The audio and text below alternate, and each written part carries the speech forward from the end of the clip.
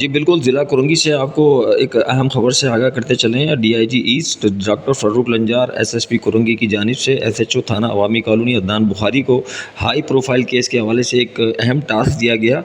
جس پر S H O تھانہ عدنان بخاری اور ان کی پولیس ٹیم کی جانب سے دن رات مسلسل محنت کرنے کے بعد کاوش رنگ لے آئیں۔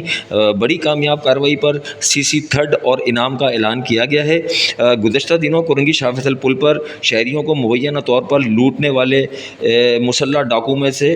5 مرکزی ملزمان کو بھاری اسلحہ سمیت گرفتار کر لیا ہے، جبکہ دوسرے ساتھی مفرور ملزمان کے خلاف چھاپہ مار کارروائیوں کا سلسلہ تاحال جاری ہے۔ آپ کو مزید آگاہ کرتے چلیں،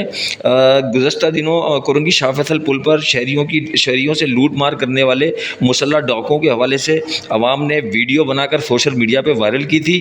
جس پر ویڈیو کے پیش نظر وزیر داخلہ سندھ ضیاء لنجار، آئی جی سندھ جاوید عالم اوڈو نے فوری طور پر جو ہے کہ نوٹس لیا تھا اور D I G east doctor Farooq Lanjar کو احکامات جاری کیے۔ ایس ایس پی کرنگی نے ملزمان کی جلد از جلد گرفتاری کے لیے ایک اہم ٹیم تشکیل دی تھی، جس پر